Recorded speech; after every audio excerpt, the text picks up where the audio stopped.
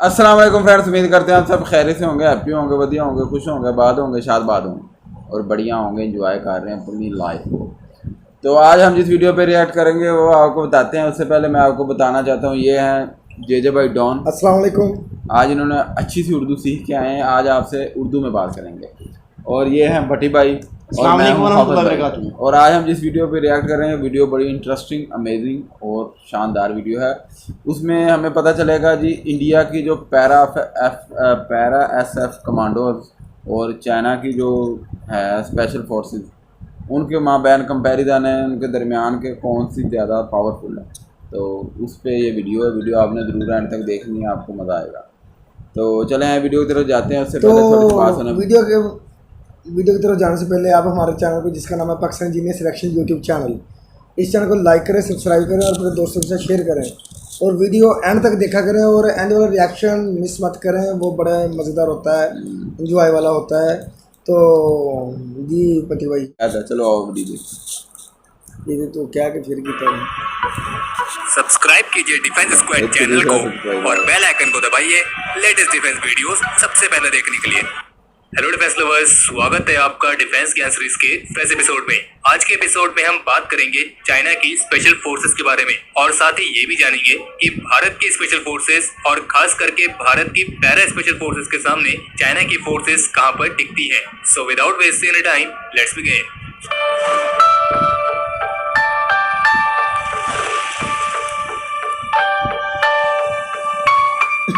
अगर आपसे ये सवाल किया जाए कि वर्तमान समय में जो टॉप 4 स्ट्रॉन्गेस्ट मिलिट्रीज हैं, जिनमें अमेरिका, रशिया, चाइना और भारत आते हैं, तो इन मिलिट्रीज की स्पेशल फोर्सेस का नाम बताइए। तो आप में से अधिकतर लोग अमेरिका, रशिया और भारत, इन तीनों मिलिट्रीज की स्पेशल फोर्सेस का नाम बड़ी आसानी से बता देंगे। लेकिन आप में से बहुत ही कम लोग होंगे जिन्होंने चाइना की किसी स्पेशल फोर्सेस का नाम सुना होगा। या फिर हम आपसे ये सवाल करें कि आपने आखिरी बार चाइनीज कमांडोज के बारे में कब सुना था, और इसमें अधिकतर का जवाब होगा कभी नहीं। लेकिन आपको बता दें कि चाइना की जो स्पेशल फोर्सेस है वो अन्य देशों की स्पेशल फोर्सेस की तरह ही एग्जिस्ट करती है। और अधिकतर लोगों को चाइना की स्पेशल फोर्सेस के बारे में इसलिए नहीं पता होता है क्योंकि पहले तो ये कि चाइना अपने इस तरह की जानकारियां बहुत ही कम पब्लिक डोमेन में जारी करता है, और जो जानकारी पब्लिक डोमेन में मिलती है वो भी चाइना की तरफ से नहीं होती है, बल्कि कुछ रिसर्च सेंटर्स अपने एनालिसिस के आधार पर वो जानकारी डालते हैं। और दूसरी बात यह है कि जो स्पेशल फोर्सेस वाला कॉन्सेप्ट है, इसमें चाइनीज मिलिट्री ने काफी देर से एंट्री करी थी। और चाइनीज मिलिट्री में स्पेशल फोर्सेस की शुरुआत लेट 1980s और अर्ली 1990s से हुई थी।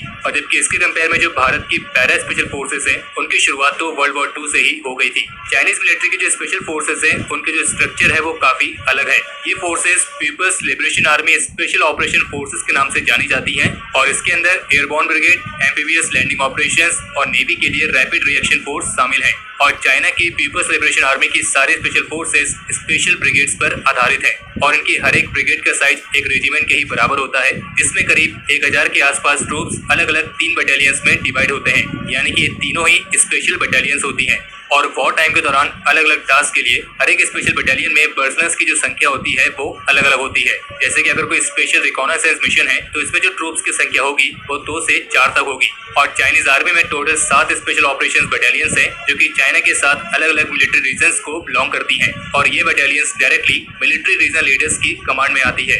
और इसके अलावा जो पीपल्स लिबरेशन आर्मी की 18 ग्रुप आर्मी है, इसके पास अपनी खुद की एक स्पेशल रिकॉनेसेंस फोर्स है, जो कि स्पेशल बटालियन जितनी ही सेम नंबर और सेम कॉम्बैट कैपेबिलिटी के साथ आती है। और हर एक कॉम्बैट डिवीजन में एक स्पेशल रिकॉनेसेंस कंपनी होती है, जिसमें करीब 120 पर्सनल्स होते हैं। और जबकि हर एक ब्रिगेड या फिर रेजिमेंट में स्पेशल रिकॉनेसेंस प्लाटून होती है, जिसमें 30 से 40 पर्सनल्स होते हैं। ये कॉन्सेप्ट कुछ ऐसा ही है जैसा भारत में घातक कमांडोज का है। और ये सारी units Chinese army special operation forces में कंसिडर की जाती है। और 2015 तक पीपल्स लिबरेशन आर्मी के पास हर एक मिलिट्री रीजन के लिए एक मेजर स्पेशल फोर्स यूनिट हुआ करती थी।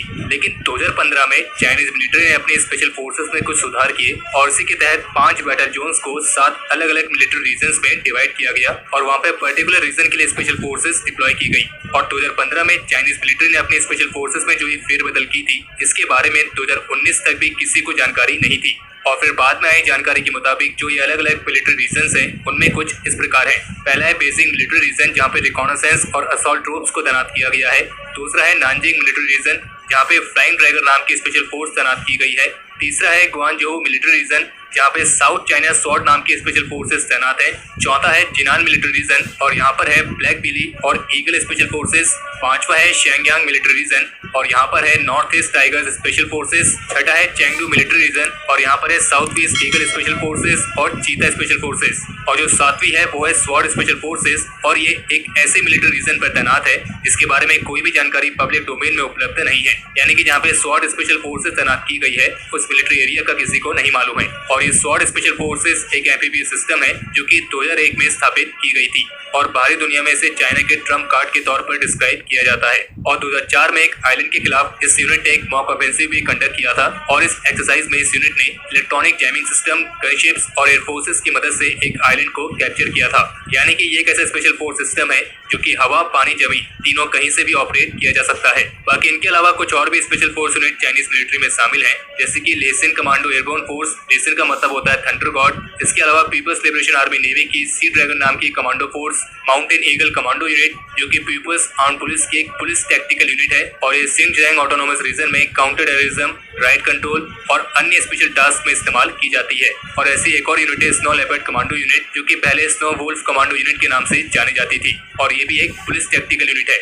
और चाइनीज पीपल्स लिबरेशन आर्मी जिसकी टोटल 5 थिएटर कमांड है, इनमें से वेस्टर्न थिएटर कमांड भारत के साथ लगी एलएसी पर डील करती है और सिचुआन, तिब्बत, गांसू, निंगसिया, क्योंगाई, सिंगजियांग और चोंगी ये सभी इसके अधिकार क्षेत्र में आते हैं। और इसके हिसाब से देखें तो एलएसी पर अगर भारत के साथ डील करने की बात आती है तो यहाँ पे इस्तेमाल होगी माउंटेन ईगल कमांडो यूनिट जो कि किसी मिलिट्री की स्पेशल फोर्स नहीं बल्कि पीपल्स आर्म्ड पुलिस की एक पुलिस टैक्टिकल यूनिट है। इसे शिंगजियांग ऑटोनोमस रीजन पर तैनात किया गया है। और इसके अलावा सिचुआन की south west China falcon special forces भी इसके साथ शामिल होंगी जो कि हंटिंग लेपर्ड्स के नाम से भी जानी जाती है। अब अगर कंपेयर करें चाइनीज स्पेशल फोर्सेस को भारत की पैरा स्पेशल फोर्सेस से, तो इससे पहले आपके माइंड में ये बात क्लियर होनी चाहिए कि स्पेशल फोर्सेस यूनिट्स चाहे किसी भी देश की हो, उस यूनिट के अंदर उस देश के सबसे ज्यादा ट्रेन, सबसे ज्यादा वेल इक्विप्ड और सबसे बेहतरीन सोल्जर्स होते हैं। और हर एक देश के स्पेशल फोर्सेस में जो सिलेक्ट करने का प्रोसीजर होता है उसका बेसिक कॉन्सेप्ट एक ही होता है और वो ये है कि वो देश अपने उस स्पेशल फोर्स यूनिट में अपने देश के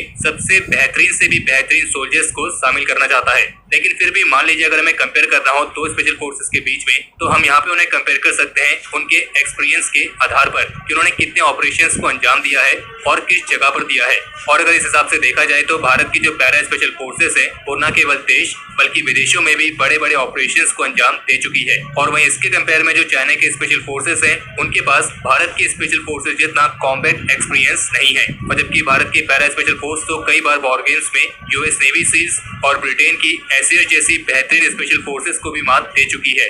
और बाकी इसके अलावा अगर कोई पॉइंट सबसे ज्यादा मैटर करता है तो वो करता है मिलिट्री टैक्टिक। और हर एक देश की मिलिट्री टैक्टिक अलग अलग होती है, लेकिन ऐसा बहुत ही कम होता है कि जब किसी युद्ध में दो देशों की स्पेशल फोर्सेस एक दूसरे से टकराएं।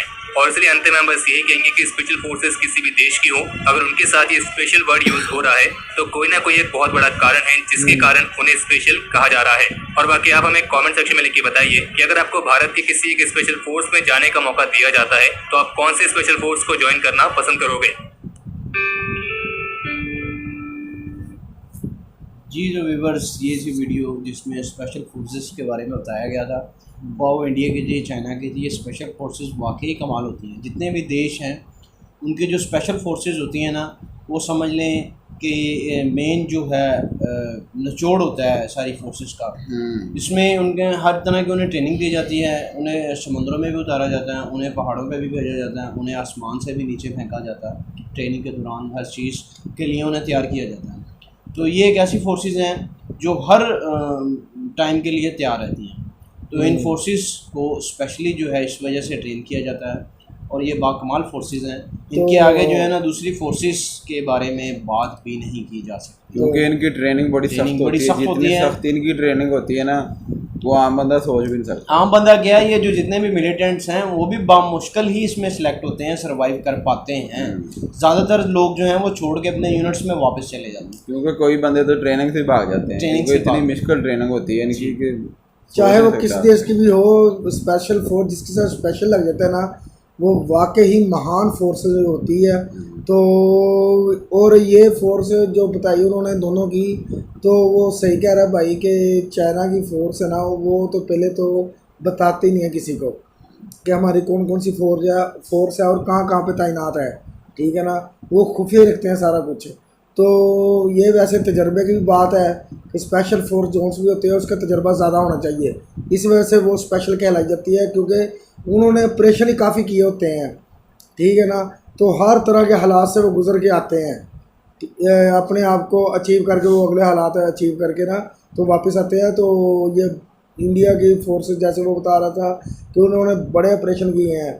अगर ऑपरेशन के साथ भी वो कह रहे हैं उनको भी टक्कर, अगर ऑपरेशन के साथ अगर कंपैरिजन किया जाए तो फिर इंडिया की फोर्स जो है उसने तो ये भाई बता रहे थे वीडियो में कि उन्होंने बड़े